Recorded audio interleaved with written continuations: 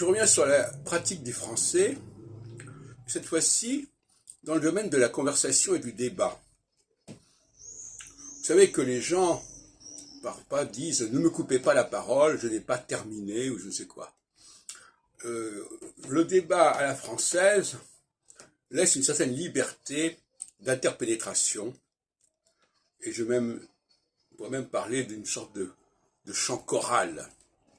C'est-à-dire que on n'aime pas isoler les mots, on n'aime pas non plus isoler les personnes. Les gens ne sont pas protégés dans leur prise de parole parce qu'ils n'ont pas terminé ce qu'ils avaient à dire, comme si on avait terminé quoi que ce soit. Et donc, le débat à la française est très animé et même parfois bousculé par des interruptions, mais qui sont parfois des interruptions extrêmement brèves. Simplement, quelqu'un dit quelque chose et puis on va commenter par une formule sans vouloir interrompre nécessairement le propos de l'autre. Mais dans certaines cultures, c'est déjà quelque chose d'interdit et d'insupportable. Et justement, c'est ce qui caractérise la langue française et la façon de vivre la langue française au meilleur de ce qu'elle est. C'est cette capacité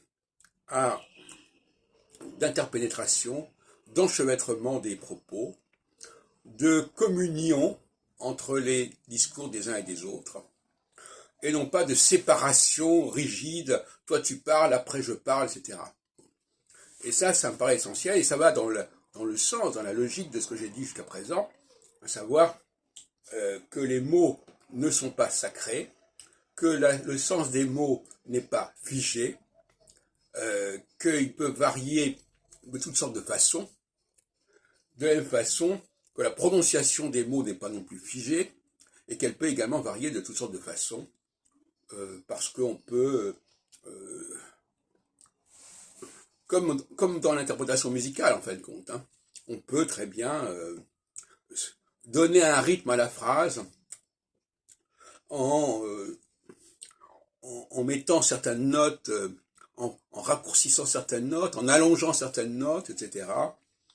Ce qu'on ne fait pas forcément dans les autres pratiques du langage autour de nous, dans d'autres pays.